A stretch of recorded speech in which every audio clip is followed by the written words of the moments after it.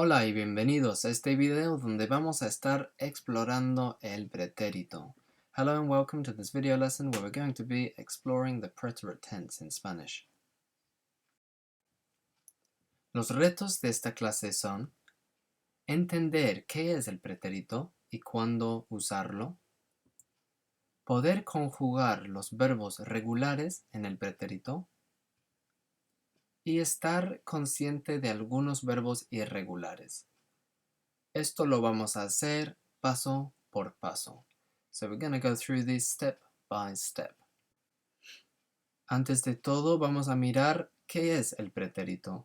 So let's first take a look at this question. You might wonder, what is the preterite? So the preterite tense is also known as the simple past tense, and we use it in English as well as in Spanish. It's used to talk about what someone did or something that happened at a specific point in the past. It's not the same as the past perfect tense, which is used to talk about what has happened in the recent past or unfinished actions in the present. When you think about the past tense, maybe in English, sentences like this might pop into your head. I've gone to the shop, I've done my homework, I've listened to music. These are all the perfect tense, where we use the auxiliary verb to have and then a past participle. That's the same in Spanish. That's not what we're looking at today. This is a different tense. So let's get rid of these. Examples of the preterite in English are things like I went to the shop, I did my homework, I listened to music. So it might help to remember the simple past, the preterite, as being simple because it only uses one word. We don't need to say have and then a past participle, we just use the verb directly. So these are examples of the preterite tense. ¿Y cuándo se usa? So when is it used? It's used when you want to talk about something that took place at a specific moment in time in the past and actions that are completed. So things that are done and dusted, they're over and done with. It's used to talk about a variety of things, all of which are pretty much things that were completed in the past. So we've got completed events, beginnings and ends, specific times and dates, and things that took place in a sequence. For example, your daily routine. I got up, I showered, I brushed my teeth, I had breakfast. They're all examples of the preterite. And it's not used to talk about habitual or continuous actions in the past with no specific beginning or end. So if you want to say, when I was younger I used to play football, you'd use the imperfect tense because that's something that's habitual, and the idea of when I was younger, it's not a set moment in time, it's quite an abstract, loose idea of the past. Entonces primero vamos a mirar eventos terminados. So completed events we'll take a look at first. Por ejemplo, ayer fui a la playa. Yesterday I went to the beach. So we've got yesterday, that's a specific moment in time. And then we've got a completed action, so I went to the beach. I went there, I'm not there anymore, so it's a completed action. It's something I did yesterday, set moment in time, and an action that's no longer, it's not something that's brought me up to the present. If we said I have gone to the beach, then we'd still be at the beach. So that's the difference with the perfect tense. It's something that is completed. Otro ejemplo, so another example. Anoche hice mis deberes. Last night I did my homework. So again, we've got a specific time phrase, last night. It's not last night anymore, so it's a set moment in the past. And a completed action. I did my homework. I'm not still doing it. I haven't just done it. I did it yesterday. I did it last night. So it's a completed action. Principios y finales. So beginnings and ends. For example, la fiesta empezó a las 11 y terminó a la 1. So the party started at 11 and ended at 1. So it started in a very set moment in time, and once it started, that action of starting is over, it's done. And the same with when it ended. So it's something that happens in a very specific moment. We'd always use the preterite for that. So again, completed action, starting and finishing, and specific times. También usamos el pretérito con fechas muy específicas y horas del día también. Por ejemplo, ella nació el 5 de mayo. She was born on the 5th of May. So we've got a completed action again, being born. It's something that, just happens once. And a specific time. So if you're talking about something that happened on a specific day, you would use the preterite. If it's an action that, it's something that was done, it wasn't continuously being done for the whole day, being born happens in a very specific moment in time. Otro ejemplo. Viví en España por 10 meses. I lived in Spain for 10 months. So because I'm being very specific about how long I lived there, I would use the preterite here. It's a completed action, I don't live there anymore. If I said he vivido en España por 10 meses, I have lived in Spain for 10 months, the meaning would be completely different. It would mean I still live there and I have lived there for 10 months. Whereas because I use viví, the preterite, it means I don't live there anymore. Ok, también usamos el pretérito para hablar de una serie de acontecimientos. So we also use the preterite to talk about a sequence of events, so things that happen in an order, things that we can list. Por ejemplo, esta mañana me desperté, me levanté, desayuné, me duché, me vestí y salí de la casa. So this morning I woke up, got up, had breakfast, I showered, I got dressed, and I left the house. So we're talking about a sequence of events that constitutes my daily routine, or at least my morning routine. So again, all of these actions, they were completed actions. The things I did, I got up and that was it. It was done. It wasn't something that took me 3 hours, although sometimes it does take me 10, 15 minutes. And we've got a specific time phrase as well.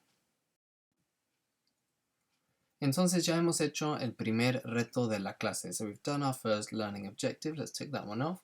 We should understand now what the preterite is and when to use it. I've given you lots of examples in English as well to help this make a bit more sense. Our next step is to be able to conjugate regular verbs in the preterite tense. So we're going to be having a look now at the verb endings and the conjugations. Entonces, ¿cómo se conjuga? So how is it conjugated? Quite simple steps really, same as with a lot of our different tenses. We take our infinitive verb, regardless of what ending it's got, we then remove the infinitive ending. So we remove the AR, the ER, or the IR, and then we add the correct preterite ending to the verb stem. Por ejemplo, bailar, it's an AR verb. We remove the AR, we're left with our stem, which is bail, and then we add the preterite ending. So I've added A with an accent, bailé. So that means I danced. So now, next we're going to look at what are the verb endings. Okay, so here we've got an example of an AR verb, an ER verb, and an IR verb. They are all regular.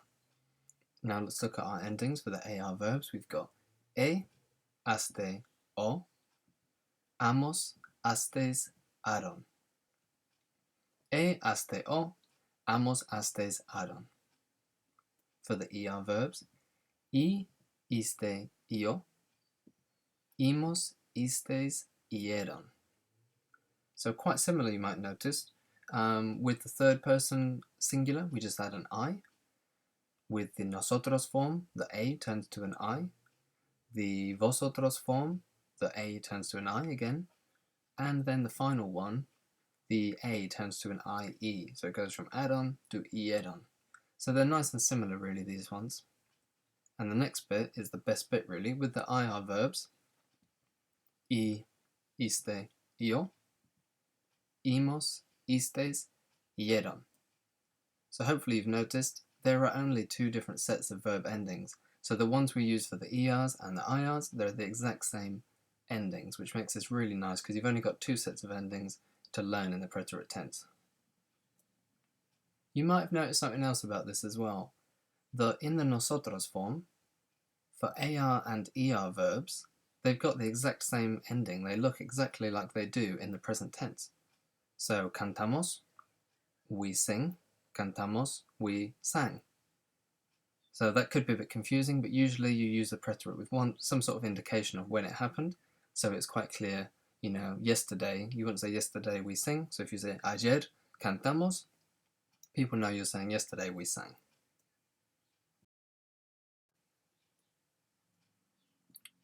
Entonces las terminaciones del pretérito son haste, o, amos, astes, aron. Para los verbos que terminan en AR. Luego, para los verbos que terminan en ER o IR, son I, iste, io, imos, istes, ieron. Ten cuidado. So ten cuidado means be careful. So here's a word of warning. Some regular verb conjugations in the preterite have an accent. You might have noticed, especially in the first person ones, the I form, you've got the E accent and the I accent. Then in the third person singular, so the he, she, it, and formal you form, we've got the O accent and the IO accent. It's important you remember to put the accents on these words and on these endings, because if you don't, it can change the meaning of the word, and that can lead to some confusion. Por ejemplo, bailo quiere decir I dance. So bailo without an accent means I dance. It's in the I form and it's in the present tense. If I say bailó with the accent, it means he, she, or the formal you danced in the past tense, in the preterite. So the meaning here, that tiny accent, it changes how we pronounce the word. So it's important as well to notice that difference. When you see the accent, that means you've got to accentuate that syllable. So if I say bailó, or if someone reads bailó with an accent, then it's a different person doing the action at a different point in time, a completely different tense. So that tiny accent can make a big difference. I also have some good news. None of the irregular verbs, which you'll see a few of these in a moment, none of them have an accent in the preterite tense, which makes them that little bit easier. Ok, antes de ver los verbos irregulares, vamos a practicar la conjugación de los verbos regulares. So before we take a look at the irregular verbs, I want us first to practice the conjugation of the irregulars. So here we've got our AR verb endings. What I'd like you to do is to have a look at the verbs in these phrases. So we've got the verb bailar, to dance, pensar, to think, and cantar, to sing. I want you to think about which ending you need to use. So you remember you need to take off its verb ending, so you need to remove the AR and then add the correct ending. So the I one, the one for my friend, which would be he or she, and then the one for my parents, which would be the they.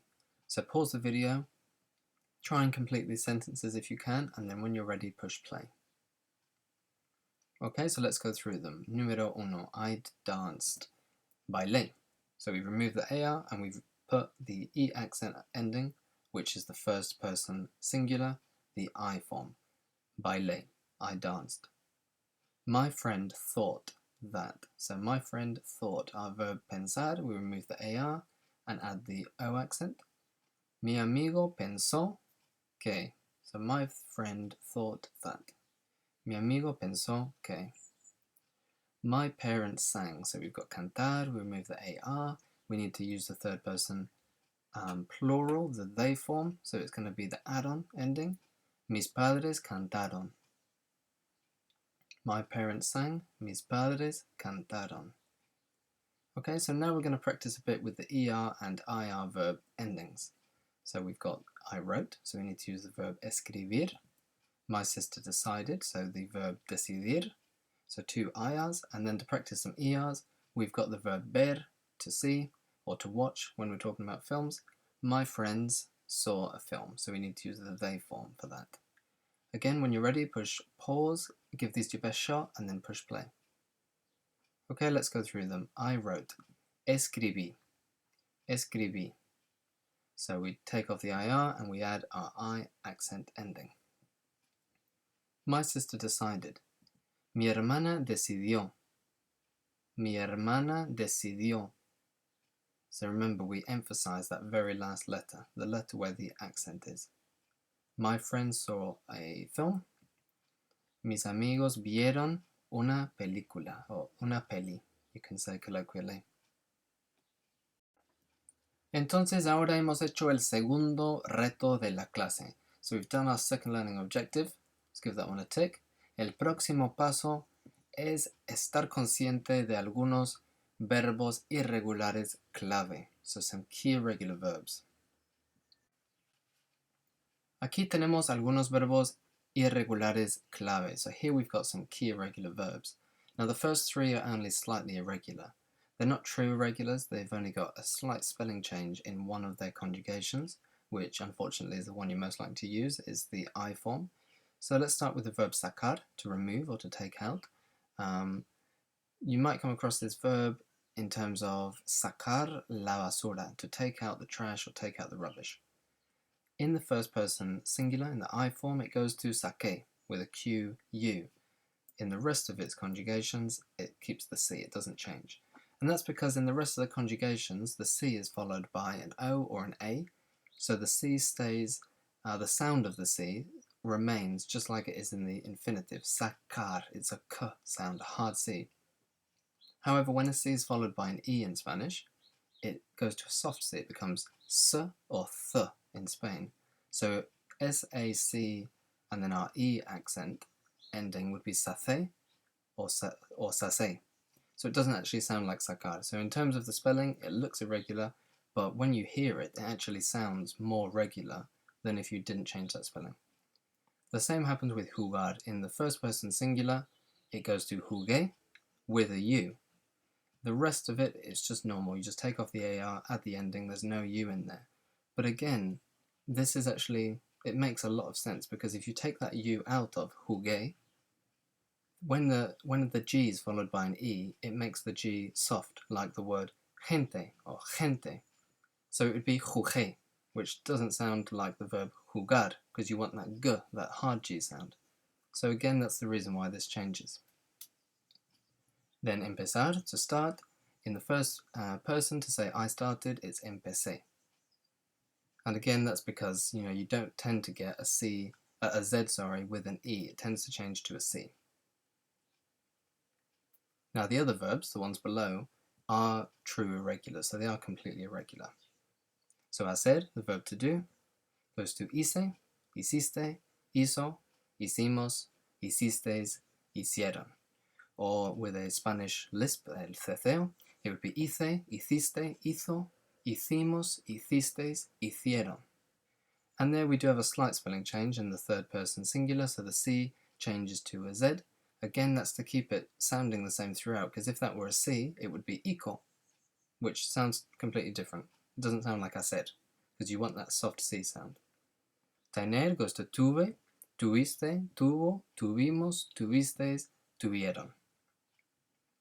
Ser goes to fui, fuiste, fue, fuimos, fuisteis, fueron. Estar, now this one's interesting.